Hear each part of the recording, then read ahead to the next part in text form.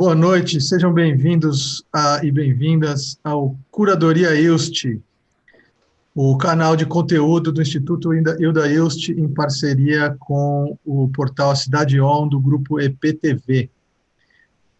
Estamos agora de volta 2021 com eu e Amanda Pancieira, com eu, Renato Musa, Amanda Pancieira aqui do meu lado, nosso primeiro convidado do ano para este Educação em Liberdade, esse programa aqui que é um programa do encontro das artes com a educação.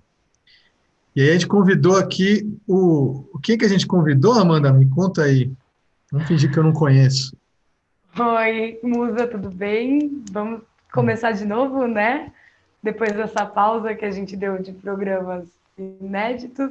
E hoje a gente tem o imenso prazer de receber o Gustavo Gusso, que é médico da família e professor da USP de Clínica Geral.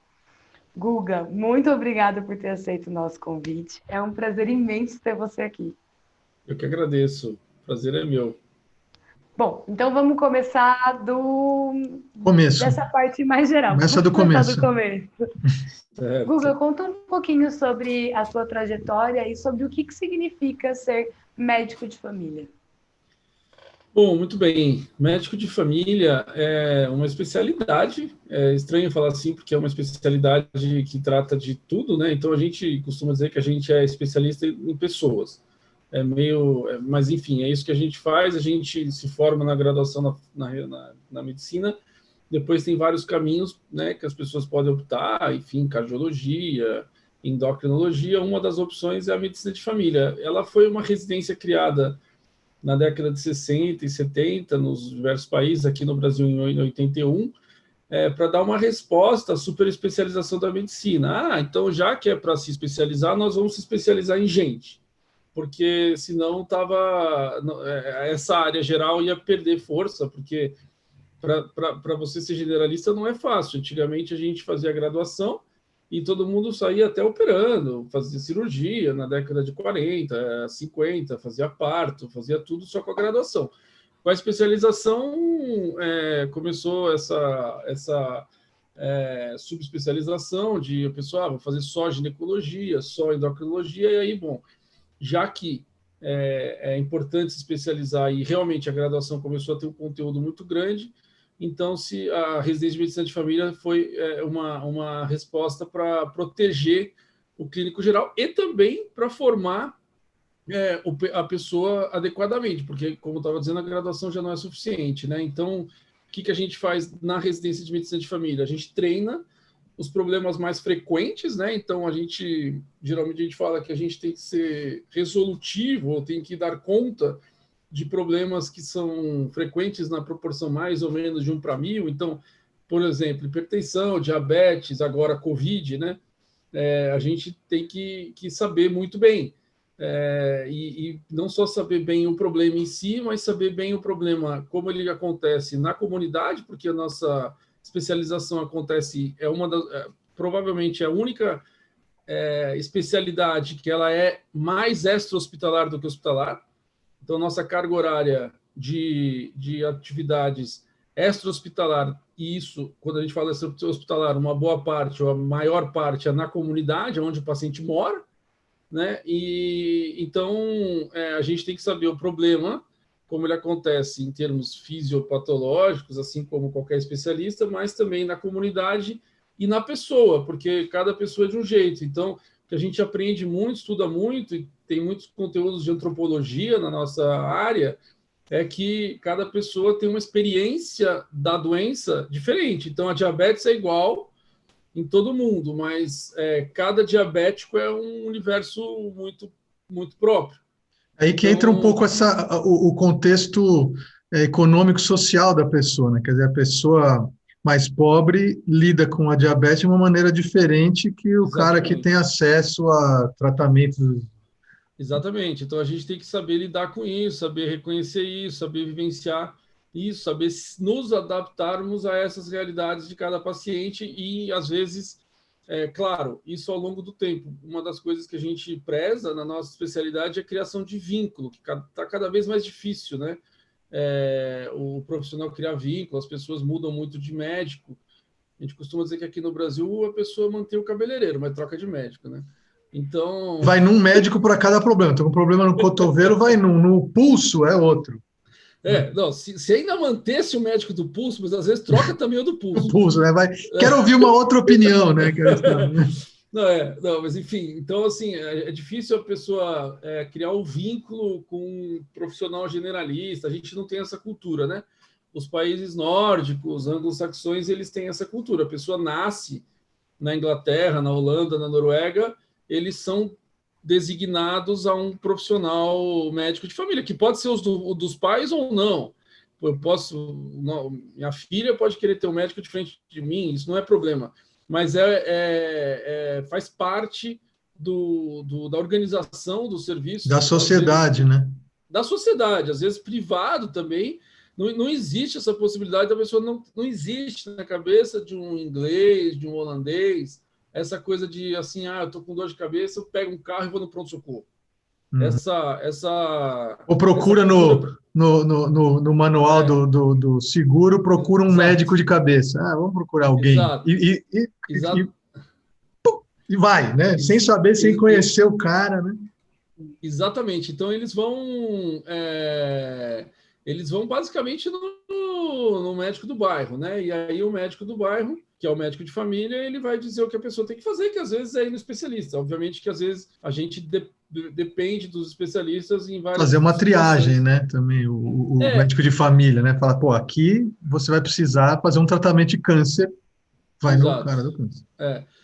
O termo triagem a gente acaba não usando tanto, porque se a gente for ver o que significa triagem na medicina, pelo menos na vida extramédica, é um termo usado de uma forma diferente, mas na medicina, triagem basicamente é a separação. Então, quando o pronto-socorro faz triagem, o que ele faz? Triagem é assim, esse paciente eu trato, esse eu não vou tratar, esse ele vai para outro lugar. Na nossa área, não, a gente trata todo mundo. Então, mesmo quem tem câncer, eu cuido, mas eu não cuido do câncer. Mas eu cuido de outros aspectos da vida da pessoa que não é o câncer. Então, a gente costuma dizer assim, na nossa área, quando eu mando o paciente, ou referencio um paciente para o especialista, a doença vai e o paciente fica. E o especialista é o contrário. O paciente vai e a doença fica. Então, a gente é muito focado na pessoa. Mesmo uma pessoa que tem câncer, a gente não deixa de ver ela por outros aspectos. Sei. E o quanto isso... Desculpa, muito mano. de um plano, né? Acho que eu tô com delay, desculpa. Não, vai. E o quanto isso faz parte de um plano, né? De um plano quase que público de saúde, né? Parecem estratégias bastante opostas. De um lado, a gente tem uma estratégia que valoriza o tratamento do sintoma. Então, da doença, você está com o pé quebrado, você vai no pronto-socorro, cola teu pé. Como que é isso? E do outro lado, a gente tem um desenvolvimento da saúde conectada com o desenvolvimento da sociedade, né? Então, como que você consegue fazer esses mapeamentos maiores? Como que você consegue exatamente mensurar esse tipo de particularidade das doenças em cada camada social, se você não tem um acompanhamento de um profissional nesse sentido, né? Se o único acompanhamento que você tem é da hora que o paciente chega, e aí você começa, termina ali e ele vai embora. Então, isso é muito importante. A gente é muito estranho eu falando aqui assim, e aqui no Brasil não tem essa cultura, e aí as pessoas podem ouvir isso e falar, daqui a, sei lá, como você falou, daqui 5 dias a pessoa quebra o pé, ela fala, eu lembrei da consulta, daquela entrevista, eu vou lá, porque eu quebrei o pé e ele falou que todo mundo tem que ter um médico generalista. E pode ser que justamente nessa situação é justamente que eu não vou ajudar, porque quebrar o pé eu já ia mandar para o ortopedista. Porque geralmente a gente cuida da pessoa antes dela quebrar o pé, né? Então, e também a outra expectativa que não é muito real é quando as pessoas falam, então eu vou lá fazer um check-up. Aí as pessoas chegam, acham que eu vou pedir um catatal de exame. E também não é isso. Às vezes eu não vou pedir um catatal de exame, mas a ideia pura e simplesmente que existe da pessoa se inscrever no médico de família, como acontece na Inglaterra e na Holanda, nesses países desenvolvidos, Canadá, É a ideia da gente se conhecer mesmo. E pronto, eu vou lá, te conheço, faço um monte de pergunta, nananana, e aquilo começa uma relação que daqui a um mês você faz uma pergunta, eu respondo. E podem ser questões variadas em relação à saúde. Eu posso direcionar um profissional. Daqui a pouco precisa de um nutricionista, indicação, volta, não gostei do nutricionista. E é uma jornada que vai junto, né? Ou também a pessoa pode chegar e falar assim: eu quero trocar de médico de família, esgotou a relação, vai para outro, não tem problema. Mas geralmente é uma relação que vai lidando não só com a doença, mas também com a doença. Uma boa parte a gente resolve, por exemplo, nas Covids aí da vida, a gente, várias, a gente não encaminha para ninguém, porque as pessoas não estão com sintomas graves, a gente monitora e trabalhamos com enfermagem. Então, no consultório que eu tenho, que eu tenho junto com 2 amigos médicos de família, 3 agora, a gente tem 2 técnicas de enfermagem e uma enfermeira. E aí, elas é que ficam muito no WhatsApp também, respondendo dúvidas, etc. e tal, e dúvidas corriqueiras do dia a dia, que, claro, as pessoas também acessam o Google, não é ruim, eu não acho que seja propriamente uma coisa ruim, acho que não, mas elas já têm outras dúvidas, a gente tenta organizar um pouco mais a vida de saúde da pessoa, e aí, claro, se ela tem um problema como aconteceu, quebrou o pé, a gente ajuda a direcionar para o melhor serviço e responder dúvidas que, como falei, são do dia a dia, ajudando, inclusive, nesse problema específico de ortopedia, a um ortopedista que às vezes tem menos às vezes vai ver menos essa pessoa, vai ver 1 ou 2 vezes, a gente acaba vendo outros, entre as consultas de ortopedia, a gente ajuda e faz o que a gente chama de cuidado compartilhado durante esse período que a pessoa precisa do especialista, né? É porque, no fundo, o que nós estamos falando aqui é de promoção da saúde, né? Ao invés É, de... e isso, promoção à saúde é um dos aspectos, que é a gente evitar que a pessoa fique doente. Então, a vacina é uma promoção à saúde, né? A vacina é uma das ações de promoção à saúde, atividade física é outra, alimentação saudável é outra, mas existem 4 formas de prevenção, na verdade. A prevenção primária, que é a promoção à saúde. A prevenção secundária é quando a pessoa tem uma doença, mas ela não sabe, por exemplo, ela é hipertensa e não tem nenhum sintoma. Aí a gente faz rastreamento, que é exames de detecção precoce, ou exame de sangue, ou exame físico, para detectar uma doença que ela existe, a pessoa não sabe, ou uma condição, não necessariamente é uma doença, mas pode ser uma condição. A gente fala que hipertensão é um fator de risco, enfim. E aí tem a prevenção terciária, que é quando ela já tem algum sintoma, e a gente trata precocemente. Então, ela começou a tossir, tem pneumonia, a gente detecta e já trata. É um tipo de prevenção que a gente fala que é terciária, porque ela acontece depois que a pessoa já tem uma consequência. Às vezes a gente não consegue evitar, né? Então, a pessoa pegou pneumonia, o que a gente consegue evitar que a pneumonia cause um mal maior. Também é um tipo de prevenção. E a gente tem uma outra prevenção, que é a prevenção quaternária, que é quando a pessoa tem um sintoma ou alguma coisa, ela se sente mal, mas ela não tem uma doença, e a gente atua para que ela evite um uso excessivo do sistema de saúde desnecessariamente. Isso também acontece com uma certa frequência. As pessoas às vezes têm sintomas gerais, gastrite é muito comum, enxaqueca, e as pessoas têm medo de que aquilo seja uma coisa mais grave.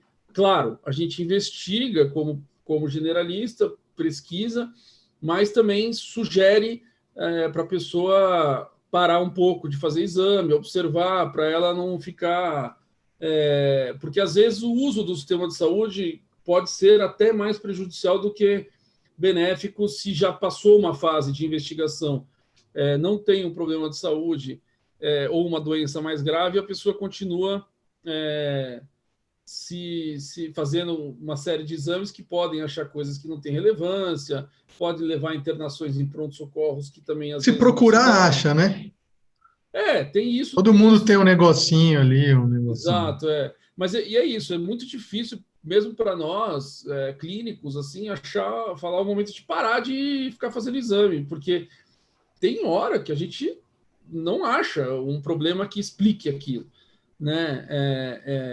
Tem que fazer a investigação, mas uma hora também quando a gente não acha um problema mais grave, e aquilo é um sintoma ou uma doença que incomoda, mas não tem uma gravidade, um risco, a gente também tem que sugerir, ou pelo menos observar e não intervir tanto naquele momento. Então, também tem essa coisa de quanto que a gente investiga, quanto que não investiga, também como que a gente faz com que as pessoas consigam navegar no sistema de saúde de uma forma mais saudável, não precise ficar pulando de médico em médico desnecessariamente, enfim, isso que a gente chama de coordenação do cuidado, né? E aí, indo para só para a gente passar para a parte da educação. Não, tudo bem. Vai lá, que tem que Só para a gente ir para o lance da educação, que eu acho que é o seguinte, a gente está aqui numa situação, né, que é bem isso que você descreveu aí, né? A gente tem um contexto externo às pessoas acontecendo, né? Se você olhar para um indivíduo, não tem nada, mas está acontecendo uma coisa na sociedade, né? O tal do vírus chegou, ele em si também é uma espécie de sociedade, talvez, né? Isso é uma coisa que eu queria muito entender, né? Porque o vírus em si, ele nem às vezes não é considerado uma forma de vida, né? Mas a epidemia do vírus, né? O ataque, consequência, né? Ele é uma coisa viva, né? Mas enfim, exato. E aí está acontecendo isso na nossa sociedade e tem consequências, e eu acho muito legal isso que você fala muito nos seus artigos, aí no que você, sempre que você pode falar, você fala, que não é só o vírus, né? Tem um monte de coisa acontecendo. E aí você pega, por exemplo, o conjunto dos educadores, os caras estão vivendo uma situação que, além do medo de sair de casa, do medo de pegar vírus, do medo de contaminar, não sei o quê, os caras estão tendo que aprender de novo a dar aula, porque agora é outra tecnologia. Os caras têm uma pressão enorme política, ideológica, e o professor é geralmente muito ideologizado, então, politizado, né? Então, tem toda uma carga de estresse, de tensão envolvendo tudo isso. E aí eu queria entender o que a gente pode, o que esses professores, esses educadores podem fazer para lidar melhor com essa situação, com essa condição social, né? Estamos numa pandemia, temos que continuar dando aula, crianças, por exemplo, eu penso até no professor de escola pública, que o cara ele está com medo de dar aula presencial, ele sabe que se a criança for dar aula presencial, ela pode contaminar a família dela e não ter hospital para ela, mas ao mesmo tempo a criança vai na escola para comer. Uhum. Então o dilema político, inclusive, é enorme. Como é que a sociedade pode lidar com isso de uma melhor maneira? Olha, vamos lá. Eu acho que o que eu entendo é que, como você falou, são inúmeras variáveis e que o problema é muito complexo. Mesmo antes da pandemia, a gente já achava, isso tem vários artigos, vários estudos mostrando que a sociedade estava gradativamente tendo cada vez mais medo de doenças em geral. Agora, não é um medo infundado, existia medos infundados, etc. e tal. Agora não é um medo infundado, mas vamos dizer assim que o pavor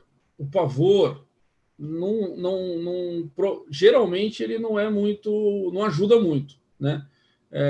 Claro, a gente tem várias medidas que a gente tem que tomar para se cuidar. E o que aconteceu agora nessa pandemia, e agora até um pouco menos, mas no começo, lá em março, abril, muita gente ficou realmente apavorada, né? E teve sintomas desse pavor, né? De pânico. Eu sei de pacientes, eu tive pacientes que tiveram, inclusive, herpes zoster, sem ter nenhum sintoma ou nenhuma doença autoimune, foi só a gente fala, queda de imunidade é um termo muito genérico, assim, para a gente explicar isso, mas, enfim, tem esse fator psicológico que fez com que as pessoas tivessem esse tipo de doença. Herpes zoster é conhecido como cobreiro, enfim, que é um vírus que a gente carrega no nosso corpo, geralmente, é o mesmo da catapora, e ele reativa em situações extremas da nossa vida, quando a gente tem realmente uma doença autoimune que quer dominar. Mas eu tive pacientes que não tinham nenhum outro sintoma, nenhuma outra comorbidade, nenhuma outra doença, a não ser o medo. O medo de ter Covid. Então, E é contagioso, né? O medo. Então o medo em si, o medo excessivo, quer dizer, excessivo entre aspas, ele pode ter essa conotação de causar uma doença. Então, como lidar com essa situação, né? Bom, são várias formas. Eu acho que o que a gente precisaria ter melhor uma organização social em que a gente se sentisse um pouco mais seguro do ponto de vista, estamos fazendo o que é possível. Né? Então, assim, o que é possível fazer? O que é possível? É possível se fazer muitas coisas. Então, o que mais deu resultado lá na Ásia foi realmente a disciplina e o suporte governamental de rastrear os contactantes e os sintomáticos e isolar essas pessoas. Isso deu muito resultado. Teve países que conseguiram acabar com a circulação do vírus, ter mortes, tipo 100 mortes na Tailândia, coisas nesse nível, assim, só fazendo esta ação que ela é trabalhosa, ela exige uma disciplina. Tem gente que exige sacrifícios, né? Porque o cara ele abre mão, entre aspas, aí, de uma certa então, mas exato, liberdade, né? Exatamente. Por 10, 14 dias ele tem que realmente ser extremamente disciplinado. E tem gente que não consegue ter essa disciplina. Então, eu acho que existe um foco. A gente poderia focar um pouco mais e falar, bom, durante 10 dias, quem teve contato ou quem teve sintomas, 10 a 14, não pode de jeito nenhum sair de casa e ter períodos, tudo bem, de lockdowns mais severos, etc.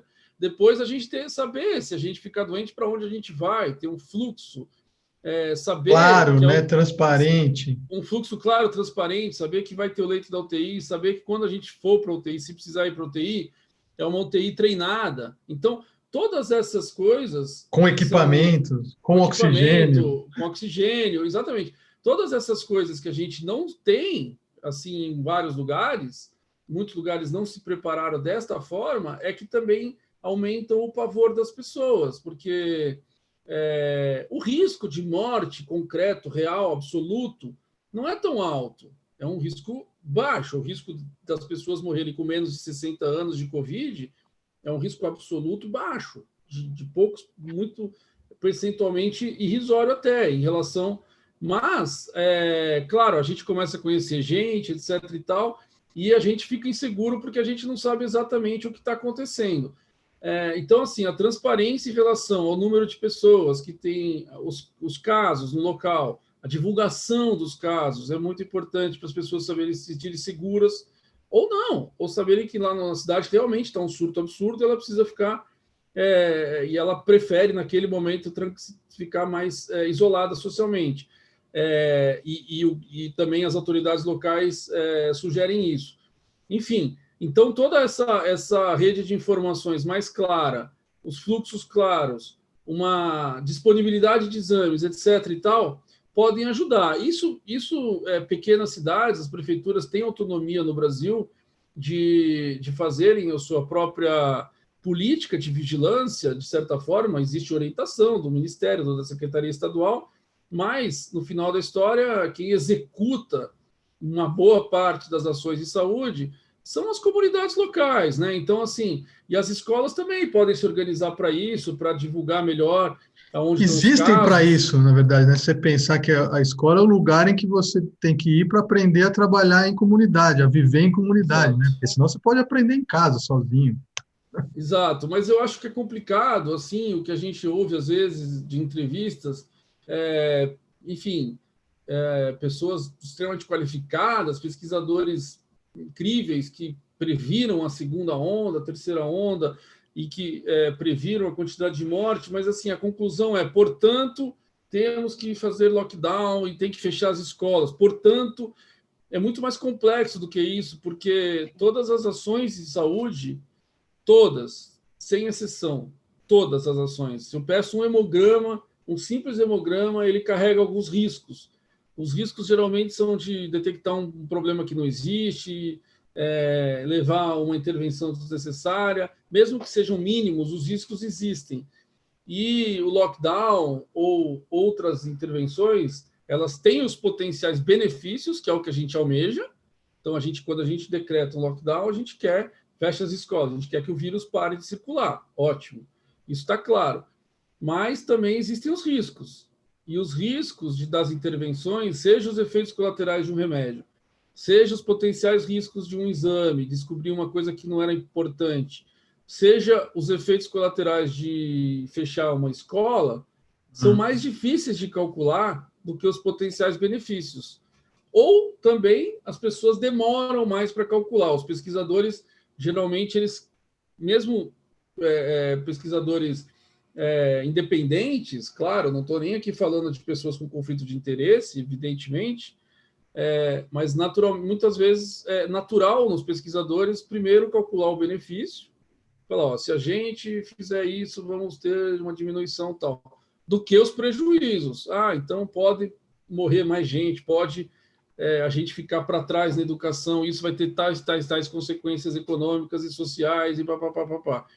Então, todas essas... Ou, por exemplo, a pessoa não vai se alimentar direito porque o único alimento que ela tem é na escola.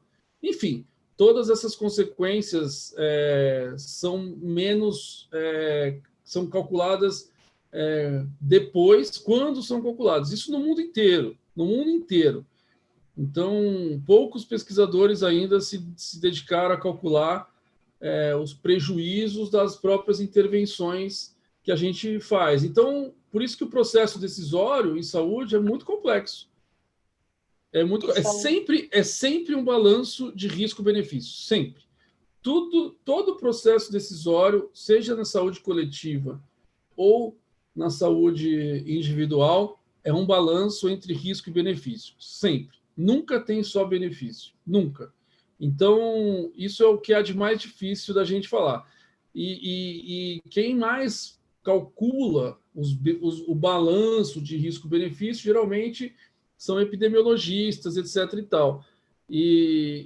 Então, às vezes a pessoa é super bem intencionada, mas é um virologista. Ele não treinou para calcular os riscos e benefícios. Ele sabe calcular Sabe diferenciar o Covid A do Covid B.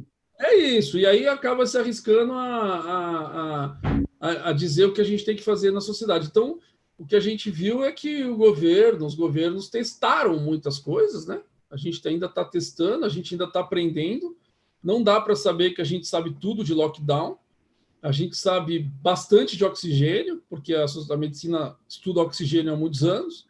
Então, oxigênio é um remédio muito mais conhecido do que lockdown, né? Na medicina. Então, a gente sabe muito mais de oxigênio, a gente sabe muito mais de RT-PCR, a gente sabe muito mais de respirador, o quanto que o respirador... Os intensivistas aprenderam muito de respirador nessa pandemia, de que hora que tem que entubar, que hora que não tem que entubar, que hora que tem que extubar, que remédio que funciona, que remédio que não funciona, e etc. e tal. Lockdown ainda está numa área que a gente ainda está aprendendo os riscos e benefícios, especificamente por essas áreas que são super delicadas, por exemplo, escola, né? Sim, eu acho que é muito importante você colocar esse ponto do todas as decisões elas vão envolver um risco, porque eu acho que a gente está lidando com a volta às aulas de uma forma muito binária. Então, ou você é favorável e aí você está comprando tudo que é favorável e todas as pessoas que estão apoiando, ou você é contra. E a gente entrou até numa seara que ela está intrínseca a essa discussão, mas não é uma binariedade partidária, né? Não é uma questão tão simplista nesse ponto. Perfeito. E eu acho que é super importante porque quando a gente está falando de educação, a gente está falando não só de direito da família, a gente está falando de direito da criança. E a gente está falando da mesma forma como você colocou, a gente não sabe mapear quais são os impactos, tanto positivos como negativos do lockdown, a gente não sabe mensurar hoje qual é o impacto que isso vai ter no processo de aprendizagem e socialização dessas crianças. A gente está falando de crianças que estão num período formativo psicológico e num período formativo social essencial da socialização. São crianças que podem ter uma defasagem de sociabilidade a longo prazo. E a gente só vai Perfeito. conseguir ter esse mapeamento daqui uma década e meia, daí para frente. Então, eu Perfeito. acho super importante a gente trazer essa discussão da volta às aulas de uma forma um pouco mais. Inteligente. Eu acho que inteligente, eu queria usar o termo inteligente, mas de uma forma um pouco mais argumentativa, de Racional. que as coisas, exato, elas não são, as estruturas que estão sendo colocadas, elas não são uma estrutura de guarda-chuva, né? Então, apoio, logo eu apoio tudo isso daqui, ou não Perfeito. apoio, então eu apoio tudo isso daqui também. Aí, a Perfeito. minha pergunta para você, Guga, entendendo toda a complexidade desse momento, e entendendo que os municípios eles têm algumas autonomias de decisão, e principalmente com relação às redes municipais de educação, que concomitantemente são as redes mais afetadas por esse processo de ensino remoto, que são as redes de educação infantil e de fundamental do primeiro ciclo, né, que é do primeiro ao Primeiro. quinto ano. Quais são as suas sugestões para Perfeito. essas gestões municipais de como poder fazer esse debate de uma forma mais estruturada, entendendo todos esses argumentos, e como possibilitar uma volta às aulas que realmente consiga mitigar os fatores Riscos. contra, os riscos, Perfeito. entendendo que eles vão existir, como você mitiga eles e deixa que eles sejam os mínimos possíveis e que as vantagens consigam suprir. Bom, então, assim, o que eu vou lembrar aqui, a gente passou um ano da nossa vida estudando todos os cidadãos brasileiros estudando exatamente isso. Então, eu vou aqui lembrar o que é meio comum também, falar umas obviedades aqui, que as pessoas vão saber de cor já, e algumas outras não. Mas, enfim, a gente sabe, então, hoje, diferente de março do ano passado, que a gente nem estava usando máscara, quando fechou as escolas, se eu não me engano, agora não sei se a minha memória está correta, se a gente começou a usar máscara antes ou depois de fechar as escolas, mas, enfim, hoje a gente tem que usar máscara, tem um distanciamento físico de mais ou menos 1 metro e meio, higienizar frequentemente as mãos, não fazer aglomeração, não ficar em reuniões com muita gente no mesmo ambiente, ventilar o ambiente e, finalmente, a gente divulgar os dados das escolas, da onde estão os focos de Covid, quais as salas que teve parentes e crianças que tiveram que se isolar para a comunidade ficar ciente e, naturalmente, fazer este isolamento de uma forma rígida.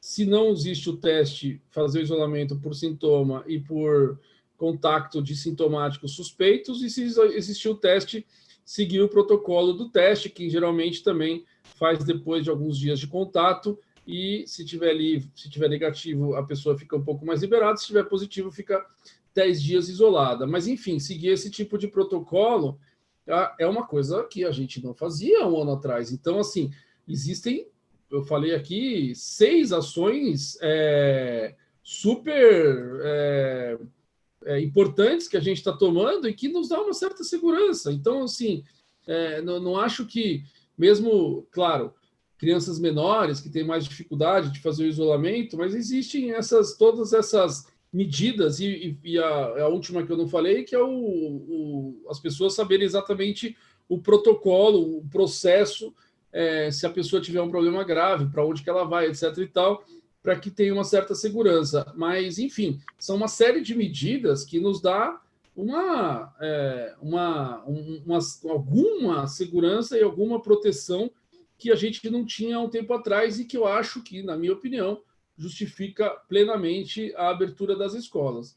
E a gente também não sabe quanto tempo vai durar. Assim, as vacinas estão começando. Uma coisa que eu tenho dito, assim, a ciência não é assim Dom Sebastião que vai vir salvar de todos os males de uma forma imediata. A gente, às vezes, vai demorar algum tempo para acertar o ponteiro, qual a vacina que vai ser melhor, se tem 2 doses, se não tem 2 doses, se consegue vencer as mutações que estão chegando, enfim. Mas a vacina é uma das ações que que é a que nossa expectativa que seja, entre aspas, a bala de prata, mas antes da vacina existem todas essas ações que eu acho justifica uma abertura que a gente tem chamado de abertura segura das escolas. E bem ou mal, as pessoas acho que já também, no geral, estão entendendo que não dá para a vida não continuar em alguma medida, né? Não estou dizendo que a vida tem que ser exatamente como ela era antes, mas que a gente precisa, em alguma medida, é o nosso dever ético tocar a vida, né? Quer dizer, E eu acho. Perdão. fala aí, fala aí. Não, eu acho que esse debate da educação ele é muito importante, porque a gente teve aberturas de áreas não essenciais ao longo desse processo, né? Exato.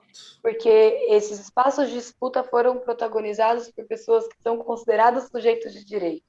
E quando a gente entra num aspecto que o sujeito de direito ele é a criança, parece que a gente lida com ele de uma forma não tão urgente, né? Como os mesmos motivos que tem para a reabertura de outros aspectos, eles também são implicados na escola e vice-versa, né? Os mesmos motivos que estão sendo colocados para manutenção do fechamento das escolas, eles também existem nos outros espaços. E eu, assim, honestamente, e aqui eu vou fazer um pouco a poliana, que tipo, eu não tenho uma opinião formada, eu fico transitando. Falo, ai, não, tem que ir.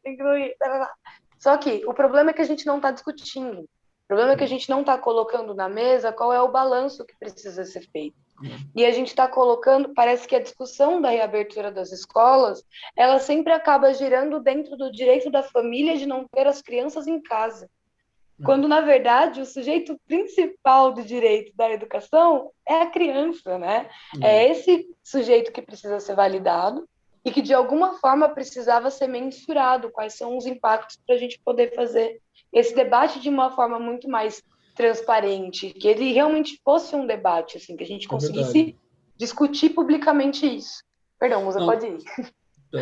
Não, perdão, pode ir, Guga. Não, vai lá, Musa. Não, tá, eu queria ouvir você. Eu ia dizer assim, que o ano passado teve uma matéria que foi, sei lá, esse tipo de humor, que eu nem sei se é bacana ou não, mas não era, na verdade, humorística, eu acho que era de verdade. O ano passado eu vi uma matéria na época que abriram os bares, algum cursinho desses de vestibular ou de alguma coisa que eram desses cursinhos bem comerciais, eles estavam cogitando de dar aula no bar. Porque se já que está aberto, alugar um bar, bota umas cadeiras e dá aula, porque o cara quer dar aula, as pessoas querem assistir aula. Ele não pode abrir o cursinho dele, assim, para ver o grau de racionalidade que a gente acaba entrando. É evidentemente que o argumento contrário a abrir as escolas é na verdade, o bar está errado, tinha que fechar o bar também, é evidente. Acho que, não sei, é raro ter alguém que acha que o bar pode abrir a escola, não. Na verdade, o argumento geralmente tem que fechar tudo ou tem que abrir tudo. É isso que você falou, essa dualidade desse jeito, e que a decisão é muito mais complexa e passa por tudo que a gente já falou aqui, de riscos e benefícios e também de viabilidade, né? Então, a gente aqui no Brasil vive uma situação super complexa, que as pessoas não têm casa, geralmente, elas moram em barraquinho, né? Todo mundo no mesmo cômodo, né? Todo mundo no mesmo cômodo. E aí, quer dizer, o lockdown nessa situação, ficar em casa, ficar em isolamento social, não é uma questão... É uma aglomeração.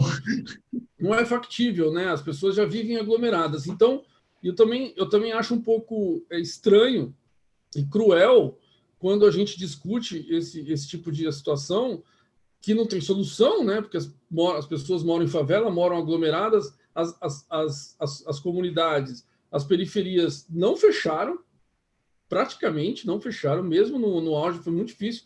Se a gente andasse por periferias assim, com mais necessidades, os comércios, muitos ficaram abertos o tempo todo, porque era a única fonte de sobrevivência da pessoa. Então, o quanto que a gente também coloca as nossas sugestões do nosso ponto de vista, como se só existe o nosso mundo, né? E eu recebi esse meme e achei que é representativo disso, da rainha da Inglaterra sentada falando, por favor, cada um fique no seu castelo, porque é disso que se trata, né? Um apartamento de classe média em São Paulo é um pequeno castelo, né? Cada um tem lá 3 quartos, você tem alguns ambientes, você vai na cozinha, volta. Então, assim, por mais que seja difícil, é factível.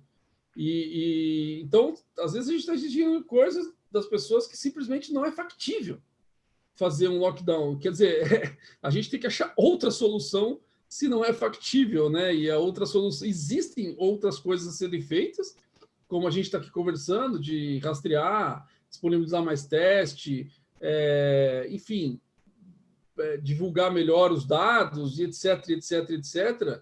Oxigênio, treinar UTI, fluxo, protocolo, informação, um monte de outras coisas que a gente às vezes não faz e fica concentrado em duas coisas. Lockdown e vacina, lockdown e vacina. Por quê? Porque são as duas coisas, entre aspas, mais fáceis de fazer. Lockdown exige uma assinatura de um governante, em tese, né? E vacina, teoricamente, exige uma fábrica fazer, uma enfermeira ir lá aplicar e acabou o problema. Então, às vezes a gente está procurando uma solução simples e errada para um problema complexo, né? Exato. Eu acho que, assim, resumindo isso tudo, né, quer dizer, a gente sofreu aqui no Brasil especificamente de uma falta de coordenação, né? Quer dizer, é uma doença, é uma condição social coletiva para a qual a gente não teve uma resposta coletiva coordenada, né? Foi meio que cada um por si, aí um lidera para cá, o outro lidera para lá, um fala mal do outro, e vira uma desinformação por conta do desacordo dos líderes, né? Quer dizer, faltou coordenação entre as partes, né? Como é que você faz um lockdown sem morrer todo mundo de fome, né? Como é que você faz vacina se ninguém pode sair de casa? Então, todas as partes têm que se coordenar para as coisas funcionarem, né? E acho que isso é o que faltou. E aí, para pegar, assim, para pensar um pouco no futuro, né? Quer dizer, o impacto mental, ou melhor, já estou aqui tentando dar a resposta, eu queria ouvir a sua resposta, Guga. Quer dizer, os caras, os educadores, essa turma, coordenador, toda essa e nem falo das crianças aí, né, dos sujeitos aí que a Amanda estava falando, mas os sujeitos, os educadores, a gente só vai saber o impacto que esse ano e meio, 2, teve na vida, na saúde das pessoas daqui a 10, 20, 30 anos, né? Os estudos vão dizer lá na frente. Mas você, com a sua intuição, a sua experiência, né, enorme nessa área, do que a gente deve prestar atenção daqui para frente, né, em termos de saúde, né? Quais são os perigos que nos esperam aí na frente, né? O que eu tenho que ficar ligado? Como é que bandeirinhas eu tenho que procurar para quando aparecer eu falar, aqui é aquela merda lá, vai zoar.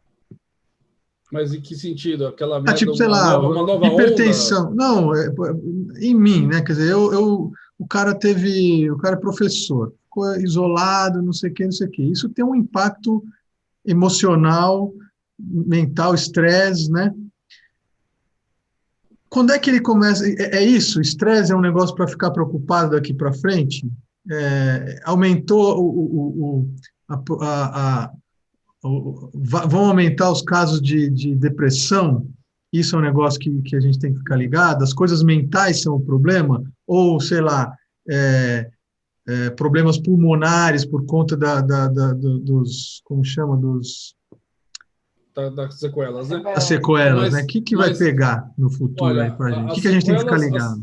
As sequelas são, a gente ainda está conhecendo, mas, enfim, principalmente são pulmonares, tem algumas cardíacas, etc., mas em essência são pulmonares, alguma coisa de olfato, mas a gente está conhecendo agora as sequelas da Covid em si.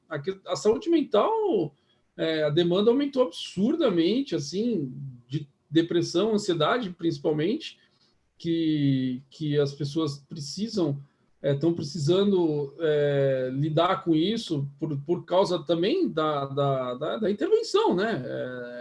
É uma consequência da intervenção, não estou dizendo que a intervenção foi errada, mas é uma consequência da intervenção para que a gente evitasse mais mortes, naturalmente, e acho que isso sim, a saúde mental é o principal fator que vai exigir das pessoas se tratar, enfim.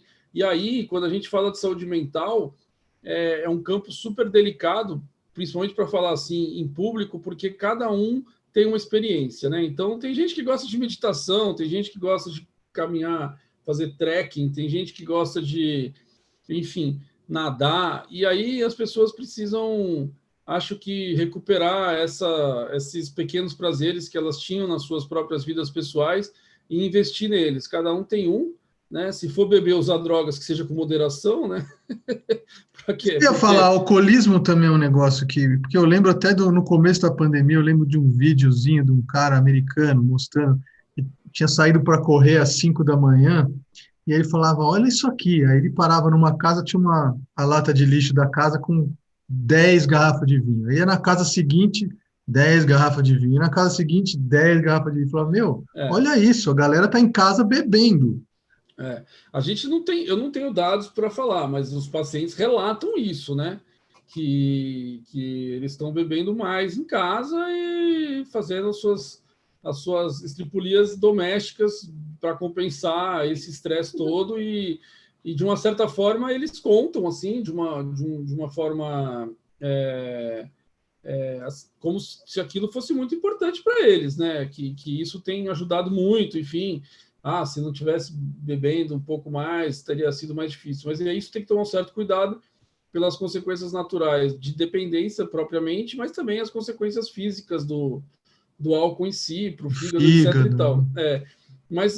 Mas acho que o que as pessoas vão precisar fazer de agora em diante é se olharem para dentro de si e pensarem, refletirem como que elas querem se organizar daqui para frente, né? Nesse que a gente chama desse novo normal e resgatar esses pequenos prazeres que todo mundo tinha nas suas próprias rotinas e que, como mudou as rotinas, muitos desses pequenos prazeres sumiram e as pessoas precisam voltar a fazer eles da forma que for possível, né? Saindo ou não de casa, com a proteção que ela puder usar e que for recomendada pelas autoridades, mas não tem como, né, a gente viver uma vida com uma saúde mental, vamos dizer, saudável assim, sem a gente recuperar um pouco desses pequenos prazeres que a gente tem na vida, né? E atividade física também, da forma que é possível, todas essas coisas, encontrar as pessoas da forma que é possível, sem desrespeitar as regras, etc. e tal. São as coisas que nos davam um pouco mais de estabilidade na nossa saúde mental, né? E a gente precisa exercitar como fazer para recuperar essas coisas. Também é uma oportunidade, né, Musa? A gente tem que sempre olhar para uma oportunidade, para ler mais livro, enfim. Enfim. Conectar com pessoas do todo mundo, né? A gente teve. Tem coisas que eu acho que tem uns pequenos benefícios, né? A gente tem quem trabalha em cidade grande, ou às vezes cidade pequena, que tinha que se deslocar e está fazendo mais home office, tem mais tempo. E aí, como que vai usar esse tempo? Você pode usar esse tempo como tempo de tela, né? De ficar no celular, ou pode recuperar leituras, pode recuperar coisas que também estava a fim de fazer e não conseguia fazer, enfim. Ou começar a fazer meditação, porque agora também está mais acessível, começar a fazer uma outra atividade que traga um pouco de tranquilidade e paz que a pessoa estava com vontade de fazer já e não tinha essa oportunidade. Eu falo assim porque agora também a gente meditação está um pouco na moda, né? Mas às vezes mindfulness, e eu acho que é ótimo que seja na moda, né? Mas cada um é cada um, né? Tem gente que vai preferir outro tipo de atividade, mas quem conseguir enveredar por esse caminho é super bom, né? Legal. Amanda, é isso? É isso. Guga, muito obrigado aí por aceitar o convite, pela conversa, pelas ideias aí que você trouxe para a gente, que a gente estava ansioso por ouvir e por transmitir para os nossos espectadores aí. muita gente aí querendo entender o que é essa, significa essa abertura e o que vem aí para frente, né? Como é que a gente vai lidar com isso? Obrigado aí mais uma vez. Imagina, obrigado a vocês pelo convite, foi muito bom. Desculpa o parlatório, falo muito, né? Não, Que é o lugar do parlador. foi muito bom, Guga. Muitíssimo Ai, ai, ai, ai, obrigada. ai. Muito Imagina. importante a gente trazer argumentos, diferentes argumentos para essa discussão. E eu acho que é super importante a gente lembrar que saúde também é um fator social, não é só um fator Verdade, físico, né? Não Isso é aí. verdade. só eu individualmente preocupada com a minha saúde. Saúde também tem a ver com sociedade, também tem a ver com política, também tem a ver com plano, também tem a ver com coletivo, né? Então, muitíssimo obrigada por trazer esses Não, argumentos. tem tudo a ver. Desde que desde a década de 80, 90, a gente sempre usa esse conceito de determinantes sociais de saúde. Não sei se vocês já ouviram falar, mas que basicamente é isso: educação, emprego, água, enfim.